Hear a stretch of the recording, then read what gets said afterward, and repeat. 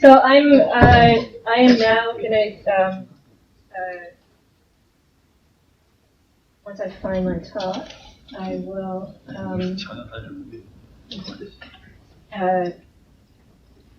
tell you first of all that so I'm giving this final presentation today, and my title has changed a bit because because of a couple of things. But so instead of Kafka's Dao, it's Kafka's De, which is the second in Dao De Jing, and it's on a reversal, but it's the reversal of return. I want to get to the famous famous or some people fragment on workforce without possession, but I didn't quite get there. But everything leads up to that, so I invite you to use your imagination after this. But anyhow. The question that my talk poses is very simple, and it's this: what might it mean for Kafka to produce his writings in response to Daoist thought? Certainly, his thematic adaptation of Chinese motifs has been broadly noted.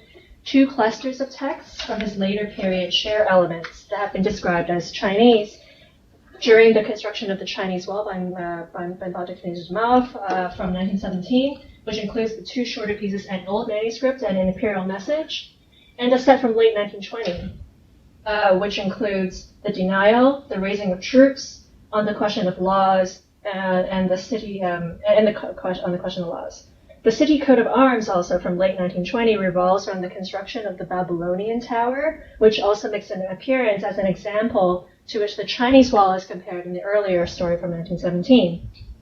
And of course, an array of Kafka's other stories, from a description of struggle to in the penal colony, to the Hunker Gracchus, to those featuring a variety of animal anthropomorphizations, have been said to bear traces of the influence of Kafka's avid reading of literatures translated from the Chinese, including Richard Wilhelm's Chinese folk fairy tales, and Martin Buber's selective renditions of the Zhuangzi 1910, and of Pu Songling's strange tales from a Chinese studio. But the limits of the semi-biographical approach, whereby Kafka is deemed to have somehow extracted themes and images from a China that existed only in the second-hand atmosphere of the European writer's fantasy, are quickly exceeded when one considers a somewhat less frequently discussed fragment that Kafka composed shortly prior to writing during the construction of the Chinese Wall in March 1917. In this fragment, its narrator receives, or more accurately, narrates his struggle to receive, the visit of a Chinese man. I quote in full. Old in girth and suffering from mild heart trouble, I lay after lunch with one foot on the ground on the day bed and read a historical work. The maid came and announced, two fingers on pursed lips, a guest. Who is it, I asked, annoyed that at a time when I expected afternoon coffee I should receive such a guest. A Chinese man, said the maid, and while turning, convulsively suppressed a laugh that the guest at the door should not hear. A Chinese man? To me? Is he in Chinese clothing? The maid nodded, still struggling with the urge to laugh. Give him my name. Ask him if he really wants to visit me. I who am unknown to the neighboring house, and so all the more unknown in China. The maid crept to me and whispered, he only has a visiting card on which it says that he asked to be let past or through. He does not know German. He speaks an incomprehensible language. I fear taking the card away from him. He shall come, I called, threw the book onto the ground in the irritation into which I often fell due to my heart disease, and cursed the clumsiness of the maid. Standing up and stretching my gigantic figure, with which I must have terrified every visitor in the low-ceilinged room, I went to the door. Indeed, the Chinese man barely caught sight of me before he scurried out again straight away. I simply reached into the corridor and carefully pulled the man by a silk belt to me inside. He was obviously a scholar, small, weak, with horn-rimmed glasses, stiff, sparse, gray-black goatee. A friendly little man held up head bowed down, and smiled with half-closed eyes. In these sentences, Kafka overturns several expectations one might associate with an Orientalist reception. First, the narrator, like us a reader, assumes nothing of his visitor and seeks to verify the maid's assumptions concerning his appearance and language, indeed cursing at her clumsiness. Second, the terms by which the encounter becomes a struggle before it has even taken place derive entirely from the narrator's pre-existing conditions, his heart disease, his gigantic figure, his annoyance at the prospect of his copies being delayed, and have nothing to do with what one might call the essential qualities of the visitor. Third, the scene sketched in his fragment is not a parable, which one might treat as a literal translation of some reality in the service of doctrine, but the description of a struggle, perhaps, with the visitation of images and ideas not of one's own origination. What makes Kafka's not merely a generic rumination on the visitation of images and ideas not of one's origination is the Chinese man, or more precisely, the Chinese moment of this visitation. Kafka's fragment is the articulation of a Chinese theory of the struggle inherent in literary philosophical visitation or transmission, of which, incidentally, the story of the origination of Lao Tzu's Dao De Jing happens to be a classic example, one, moreover, that is recounted in a historical work, The Records of the Historian by Sima Tian, which is cited ubiquitously in the prefaces to Dao De Jing editions in whatever language, and Kafka was familiar with at least 3 in German, those by Richard Wilhelm, Fritz Fiedler, and the poet known as Klabund. According to this story, Lao Tzu, a scholar, is on a westward retreat through the mountains when he is stopped at a pass by a guard who will allow him through only on the condition that he write down what would become known as the 81 chapters of the Dao De Jing.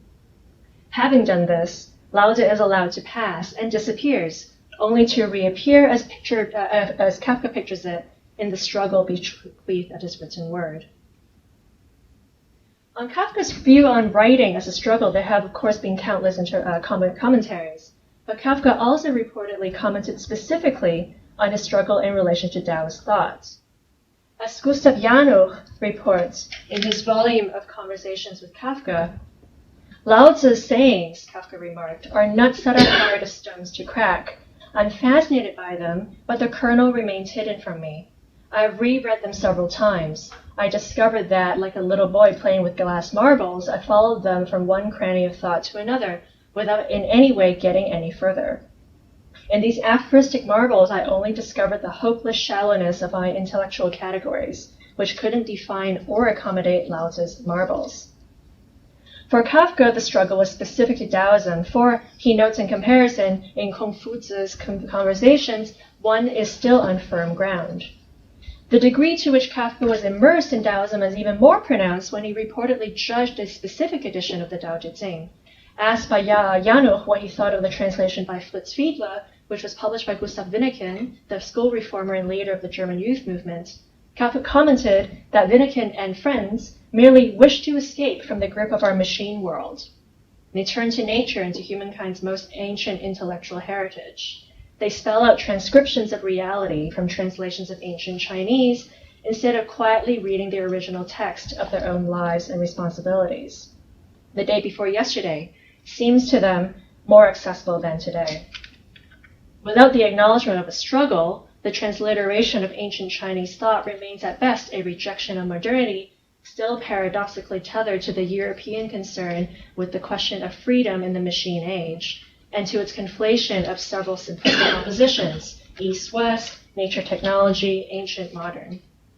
With struggle, however, one might come to grasp the genuine problem presented by the machine world's seemingly inexorable grip, the beginning of the collapse of the categories for the sake of whose fortification this grip seemed necessary and inevitable. Kafka does not say who Winneken's friends are, but their association with the Dao De Jing with humankind's most ancient intellectual heritage might also apply to Martin Buber, who read Daoism too in the mixed context of the youth movement and Nietzscheanism. Author of a 1912 essay that we've heard a little bit about already on, quote, the spirit of the Orient in Judaism, that both denies that the enormous creations of Asia's tremendous third millennium before Christ are trapped beyond our comprehension in pre-European history, and also posits these writings as an ancient source of a fundamental ethics.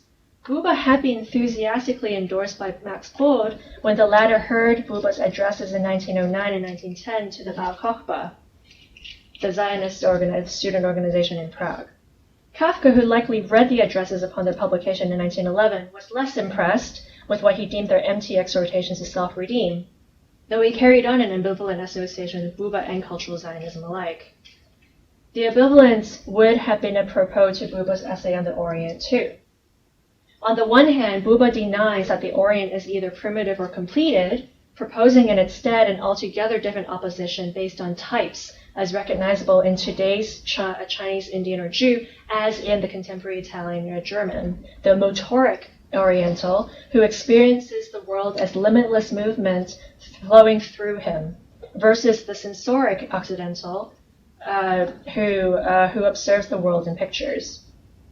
In regard to the motoric person, Buber writes, the interior destiny of the world thus depends on the action of the actor to a degree that no one can measure.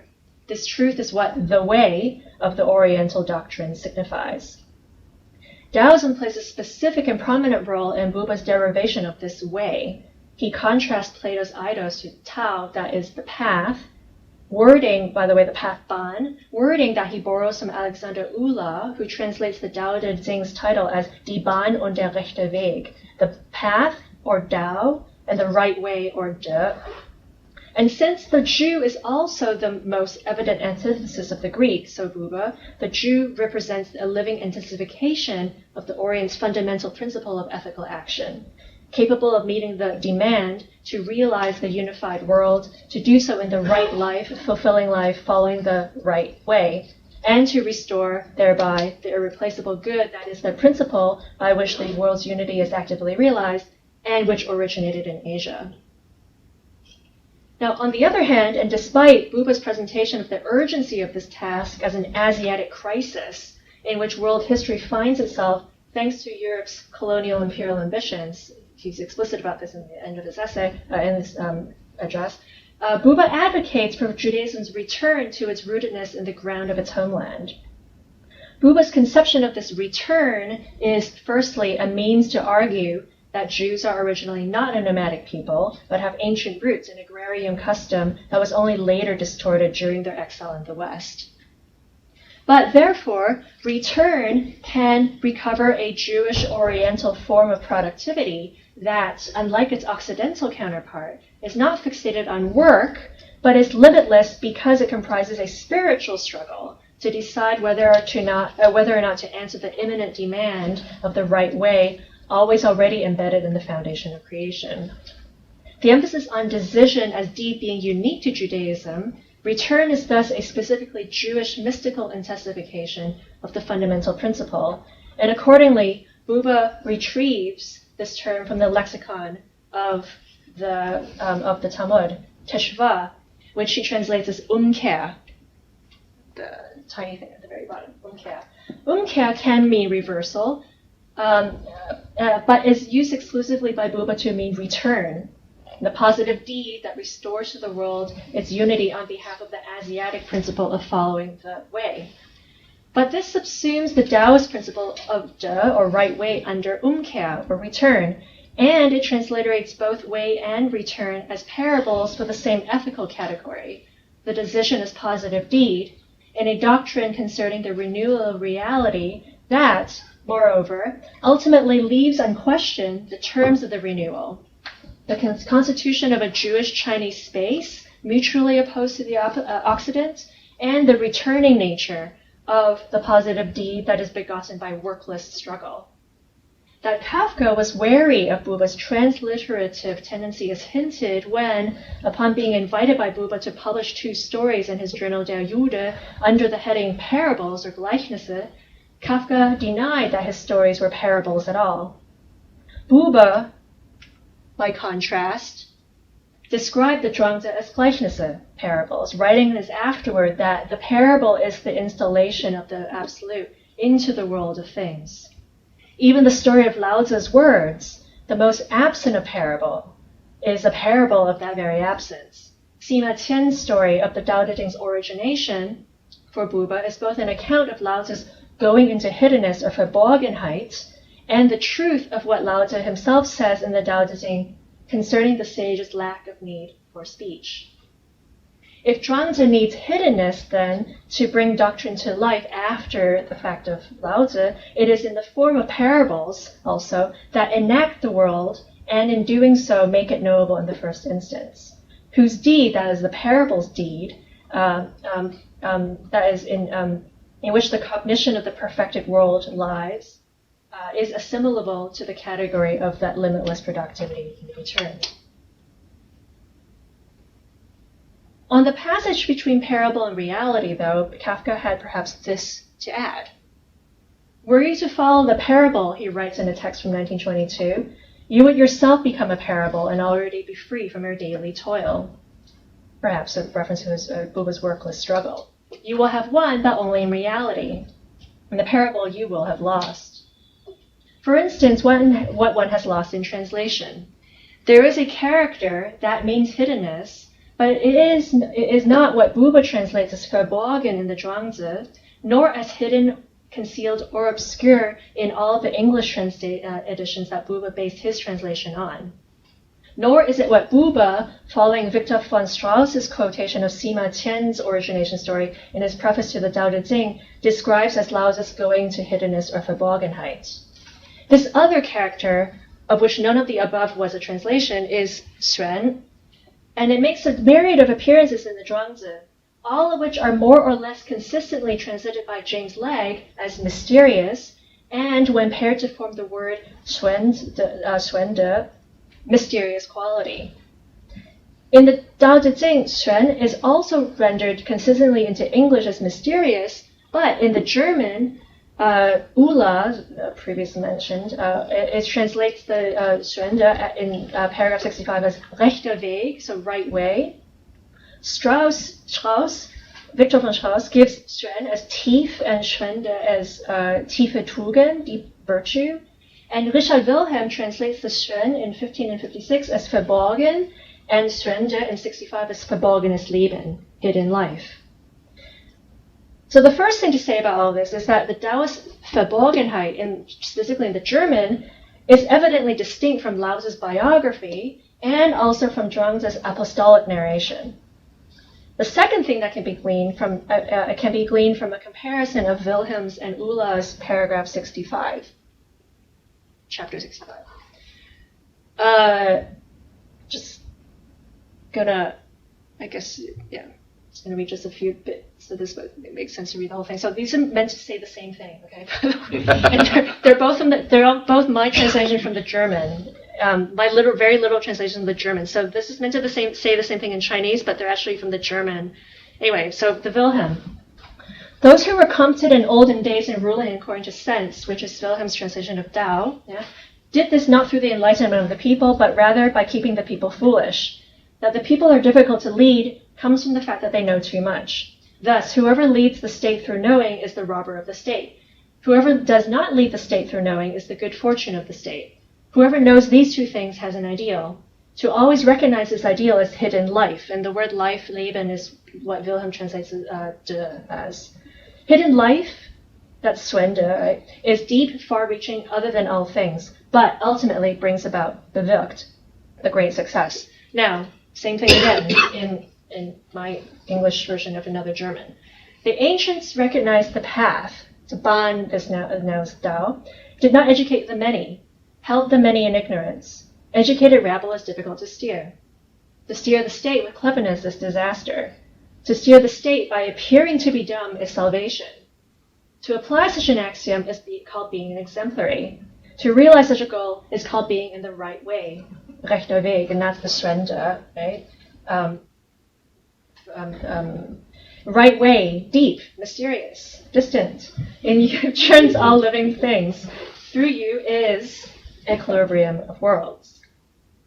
Now, remember all this, and now let's go to the 50th of Kafka's so-called Zürauer aphorisms, which I propose builds on Wilhelm's translation to propose a rejoinder to Ula, and therefore Buba, who bases his notion of the way on Ula.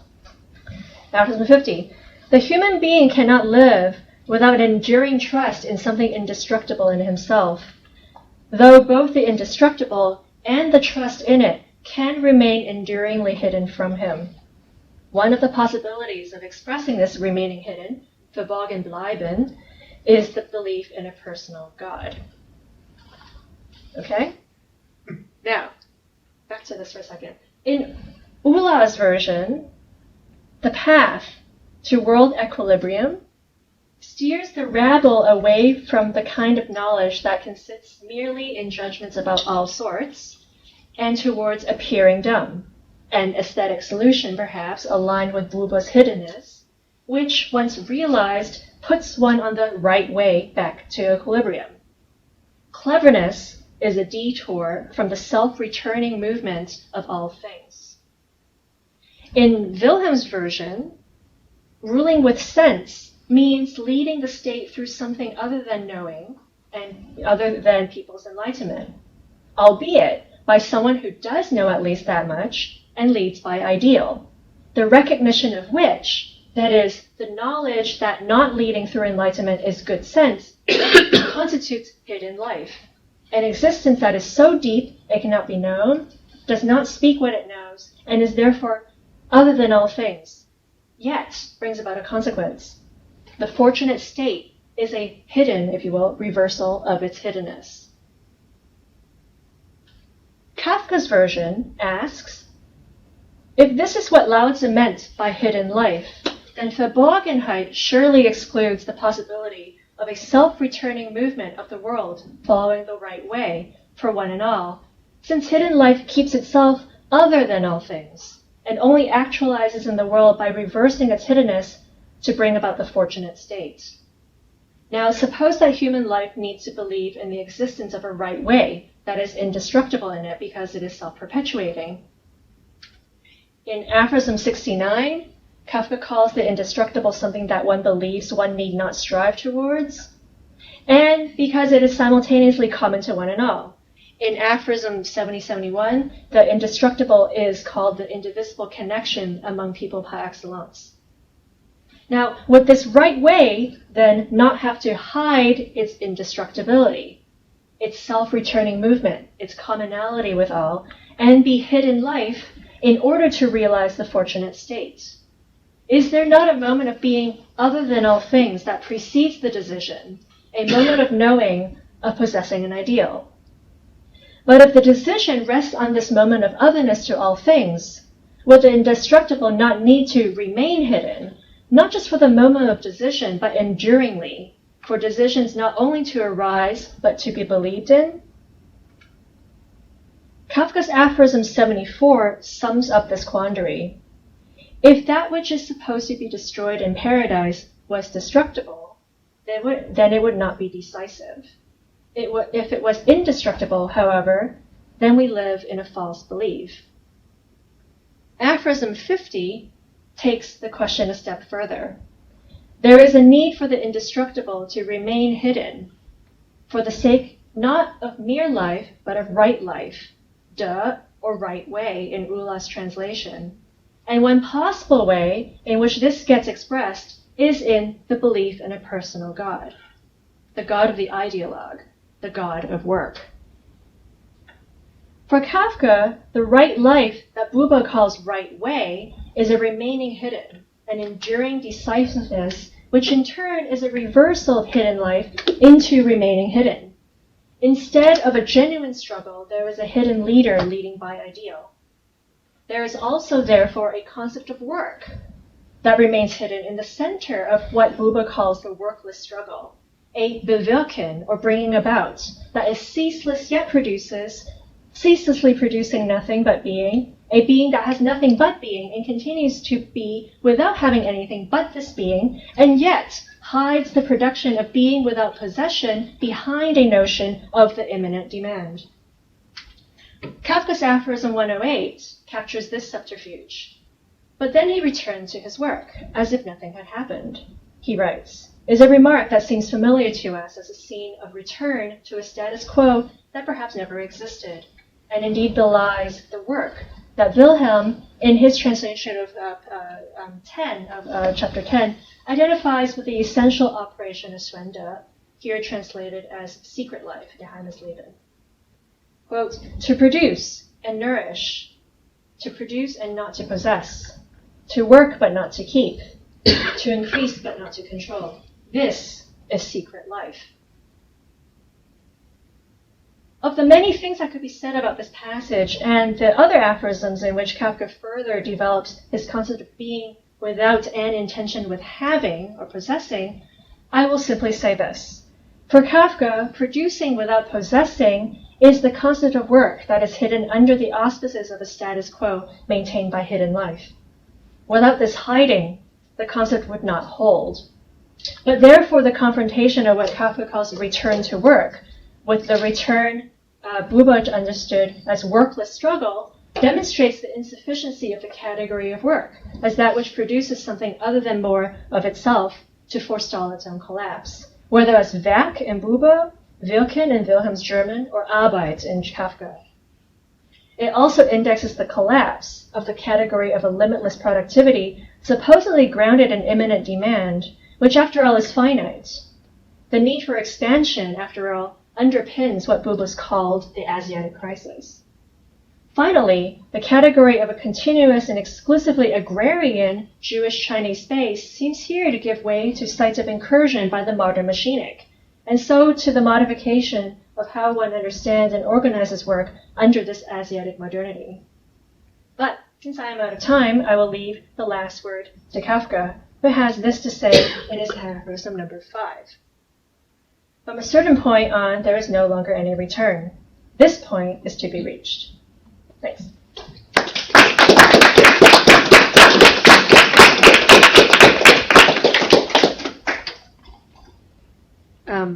I don't know.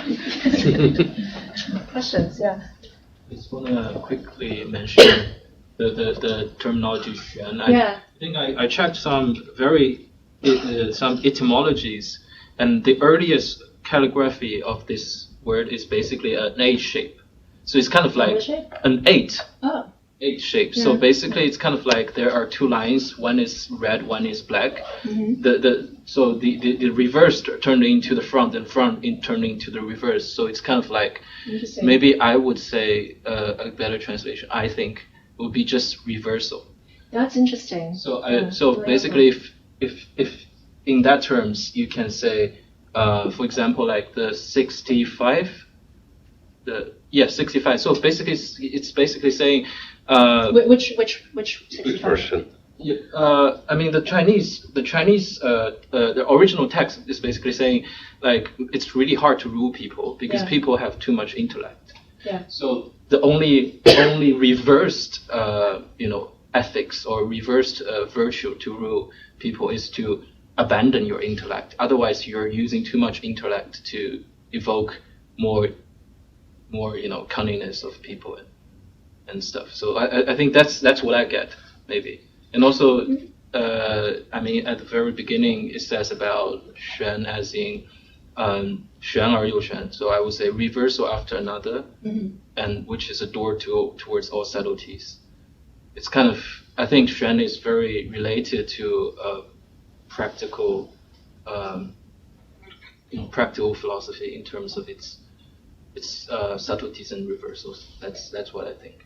No, thank you. That's actually super helpful. I mean, so I guess a couple of things to say. Like, so this whole thing with the number, the reason why I stress the importance of looking at the varieties of the versions of the German is that a lot of the time, you don't get to the insight of you don't get anywhere if you assume that if you unspokenly assume that anybody dealing with the translation knew the original language. I mean, that's clearly not right in the cases of the people I'm talking about. But secondly, clearly, these two presentations of the same thing have nothing really, or it only has to do with the original Chinese, in as much as they are both sort of commentaries in their own right, more so than translation or transliteration. So that, I guess, methodologically, that's one thing to say. Secondly, this is the inspiration. My point was that this is the inspiration for Buber, and that one very much so for Kafka. And that Kafka, it could be,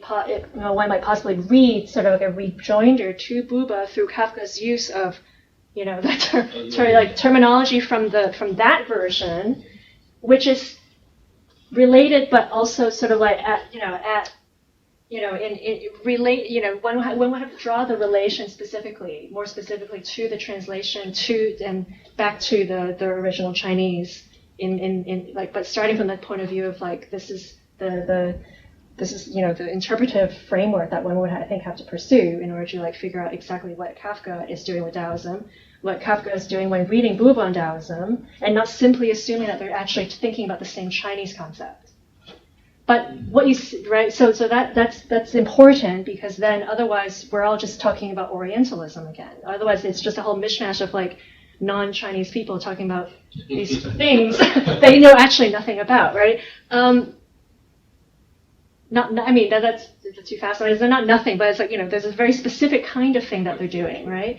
But the second thing, what you say about the etymology of the strand, that's super helpful. I will just say that I said, like, there's a continuation, there's like a number of continuations that I presented that goes more deeply into the concept of work in Kafka, but then also more deeply into another word for reversal, which is fan, which has its own sort of like, I don't know how fan would relate to Stren, actually, in terms of that kind of reversal. Yeah. Because fan is more in conceptual, I suppose, right? It's not the pragmatic, like, it's not the kind of like practical philosophical understanding of reversal. Fan is it's used in, I forget which paragraph now, but it's 10 maybe, not 10. No, the one where like the Vava. So I know the German because it become. The German translation of the line in the Chinese that I'm thinking about is wahre Worte sind wie umgekehrt, which is true words are like reversed. The word there is umgekehrt, but the Chinese word that umgekehrt is translating there is fan, which also can obviously, right, also mean reversal, but also mean paradoxical, but also mean resistance, right? And it does so in like other governance-related chapters of the Tao Te Ching. And that, so I was trying to go there. So I guess not an answer to your question, but like inspired by your comment here, yeah. I would want to look at what the relationship is between that etymology of the Stren that you point out and the fan, because the fan has the government, it is present in the whatever numbers there is of the governance-related chapters of the Tao Te Ching. But by the way, I'm a Germanist, not a sinologist, so. Yeah. It's okay. I would just sorry, just one more thing, because I feel like I do agree with you on a more practical interpretation of Tao Te Ching, especially because am I right or because actually I did kind of a categorization of all the texts, and I found like there were only like 10 to 13 pure texts of Tao. Mm-hmm. There were about 30 something texts about like ethics, abstract ethics, and then the rest of them actually the main work were actually based on concrete analysis of state affairs or everyday affairs and so on. So I would say it's really Tao Te Ching has to be understood as a very practical work. Yeah, and I mean also like just going back to Buba also, which I kind of use as a just a segment. But I mean going back to the story of Buba's relationship with Daoism doesn't end in say 1924. I mean like in one of the more fascinating things I found about what he does is like in 1942 and 1944 he starts translating the Tao Te Ching into Hebrew, but very specific passages, the governance-related passages. That's all I've gotten so far because I'm only just learning Hebrew, but I'll get there eventually. But just to say, I absolutely like even the Bavarian version of it is not he eventually recontextualizes that altogether in the Mandatory Palestine, right? Publishes it in popular journals that are part of like the British radio Mandatory Palestine radio broadcasts, etc. Again, I'm like this far into reading the article in Hebrew, so I don't know much more about it. But again, not only is the first person apparently to translate this stuff into Hebrew, so like sonologically he's major contribution there, but also he's very specific about presenting a governance version of the Tao Te Ching. Yeah. Yeah. Thank you for this very enlightening presentation. So I have two questions. The first one is, what made me laugh about the excerpt on A Visit of a Chinese Man by Kafka contrasts so much with his utilization of the Tao Te Ching in his aphorisms. Is it the same? Like, did he write them at the same time, or what's his general view about Chinese culture or Daoism in general? Yeah. So this is the first one, because it seems that this abstract would be just every stereotypical archetype about the Chinese orientalized image, right? And so I just want to hear more about this text. And then the second question is the translation of Uller on Rechteweg, which seems to me quite far-fetching, because we all know that, Bahn we can understand is where the vehicles or the transport go. But then Weg has the same kind of connotation of Bahn in some ways. And why is it comparable to, why does he make De sound like another version of Dao? Yeah.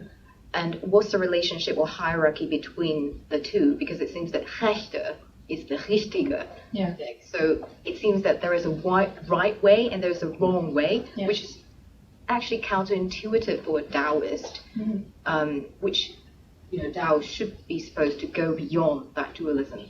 So,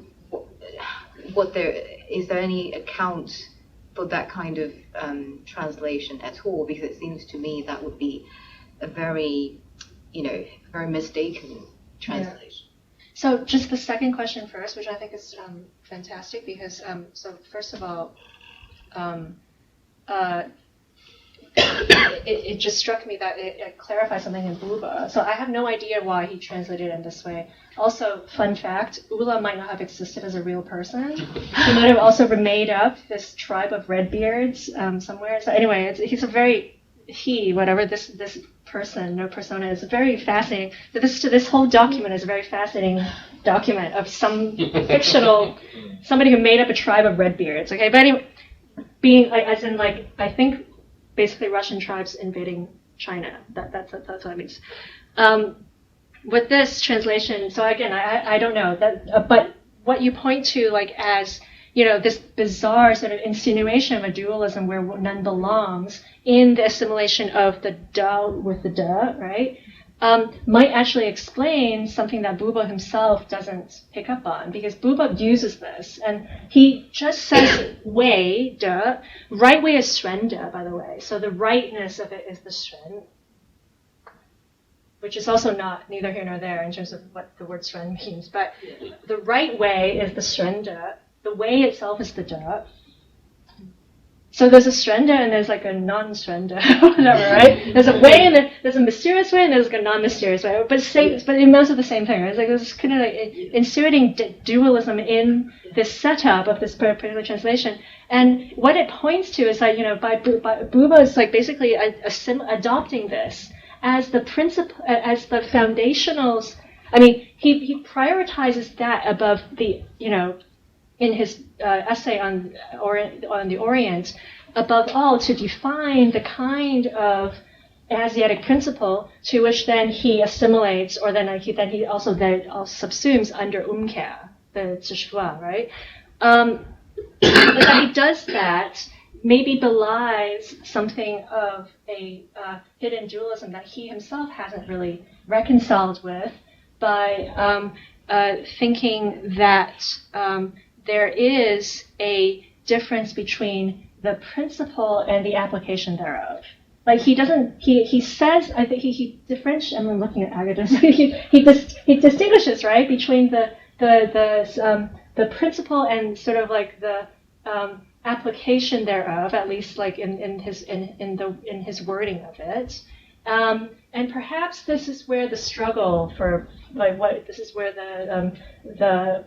Buber, the spiritual struggle is supposed to lie. There is an indecisiveness, and then there's a decisiveness. There's a difference between the decisiveness and there's a difference between the indecision and the decision. And the path supposedly would be something like the principle of there being a situation of decision, I suppose. I mean, this is not Buber's language at all, but I mean, the hidden sort of dualism, which is what I think Kafka then brings out in identifying that there needs to be this moment of self-separation from all things in order for the right way to be chosen, if you will, as opposed to a way, the way. I hope that sort of.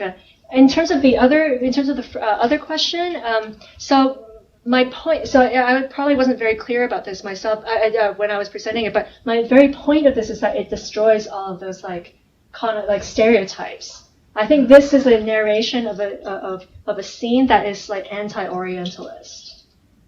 So that was my point about that. So I'm probably, apologies if I wasn't super clear, as clear as I could have been with that. But basically, what I was saying, all of the terms of the encounter are set in all the terms of the encounter that make it a possible struggle are sort of pre-existing, and they have nothing to do with any sort of like essentializing of what is to be encountered. Right? The narrator, is not outwardly extracting from something, some like resource that is considered to be rich and essential to whatever the person is looking at. He's like super annoyed. He's annoyed at being like disturbed, basically. But so basically, it reads, if you abstract from the word Chinese, right? It reads like this is any writer or reader sort of like encountering an unfamiliar idea, an idea that is like not one's own. This is like a scene of reading per se. And my point was that the only thing that makes it not a generic account of that is the fact that it happens to be a Chinese moment to it. And what makes it the only thing that makes it a Chinese moment of that scene of reading is the fact that this is a Chinese theory of the scene of reading. Or the Chinese theory of the scene of transmission, if you will. This is more accurate, because of the visit. And it happens that there is such a thing that Kafka would be extremely familiar with that would have been roughly Chinese, and that's that Sima Tian story of the origin of the Tao Te Ching. So this is, from what I was trying to say, is that this is Kafka telling us about the moment he read the preface to the Tao Te Ching, not the Tao Te Ching itself. This is him being visited by Lao Tzu, but secondhand in the historical account that is always included in the prefaces to the Tao Te Ching editions, which is that story by Sima Tian. I was really not clear. Sorry.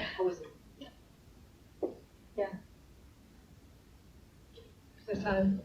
Sorry, just in terms of German etymology, if I can help there, being a German speaker.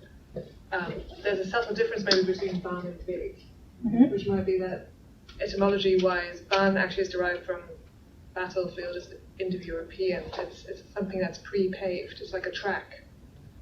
Whereas Weg has a directional element to it. It's sort of the sense of rechter Weg, welchen Weg, which way. So maybe that's something to which it could relate to. It's actually Heidegger. He uses Bahn and also the concept of die Bahnung precisely in this sense as paving, which means that way may lead through the desert, but Bahnung leads through something dense. It has to be negotiate, in the midst of things. Bahnung. Yeah.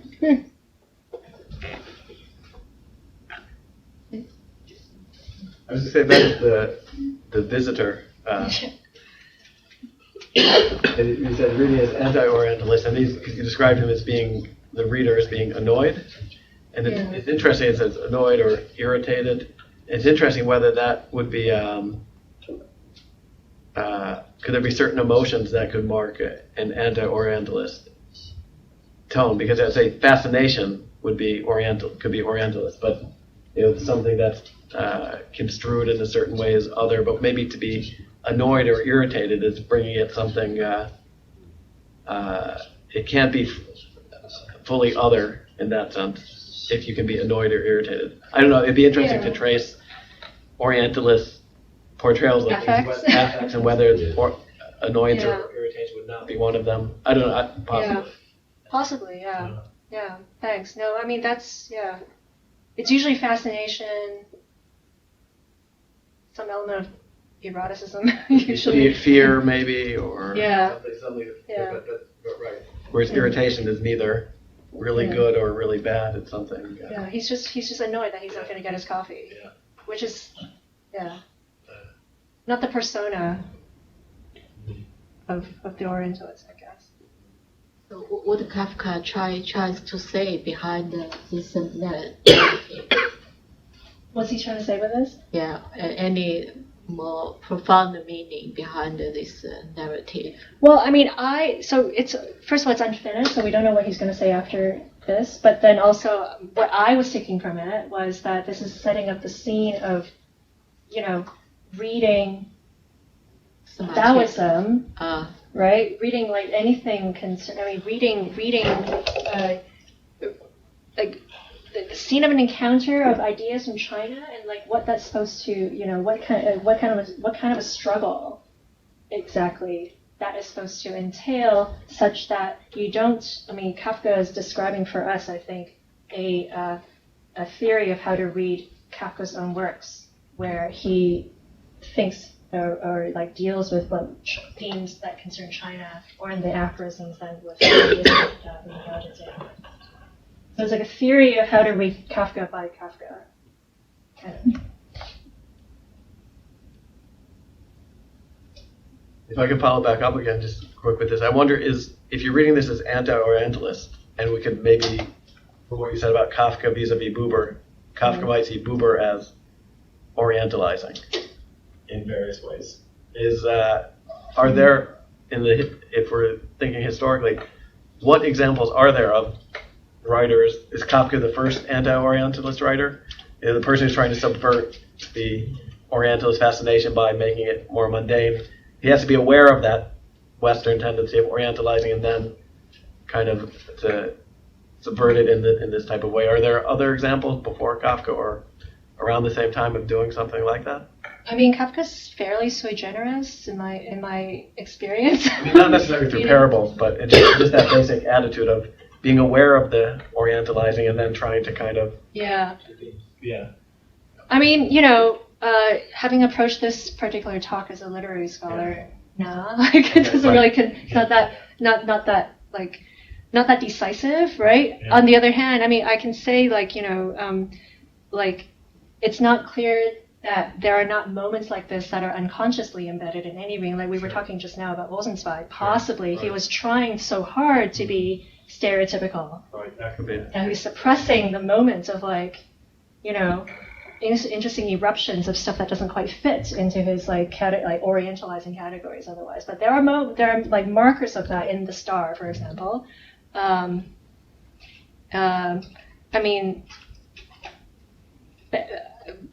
I want to say, Benjamin to some extent. To a lesser degree, I think, but to some extent. But Benjamin, I think, mostly was sort of responding to Rosenzweig and Buber, via the work of Kafka, amongst others. But he also has, especially with regard to the visual arts, his reflections that relate, use Chinese themes in his artwork essays and things about painting, reflect back on that moment of what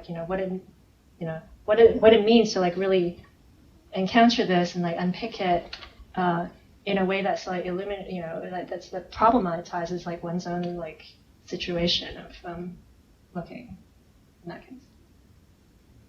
You mean Kafka has sort of a reception of Dao De Jing and then reflect in his writing? Here, I think so. Yeah. We have another look at the German translation of Dao De Jing. Okay, sure. Because I find that in terms of philology, Dao and De has the same origin, which can be observed as a time of loss. The Dao, it is like way plus human, while De is like way plus I. It's I. So this with the same origin, this means this is a duality in a way. One is more substantial Dao, one substantial way, and another is a practical, political, ethical one. That is why he tries to use or or try to make the people more ignorant, because the Tao it coexists with the people, and by this ignorance we will recover the Tao. And the Dao De Jing was divided actually into two parts: Dao Jing, the book about Dao, and the book about De. I think this is a common sense. So that's the reason I think. And in terms of the study of Daoism, two great figures like Lao Tzu, Zhuangzi, people usually think that Lao Tzu is more political. This book is for the king, for sovereignty, for teaching the people. And that's the aim of this book. Maybe only in contrast with the Zhuangzi, which is more philosophical. Yeah. And I think the German translation plus the kind explanation these two ladies, it's great. Yes, definitely. That is I think. This is the right. Right. Yeah. And he didn't even exist. It's revealed the same origin of Dao and De. Yeah, I think so. No. We've got to find out who he is. Well, I don't want to take up all the time, so thank you for all your questions and comments.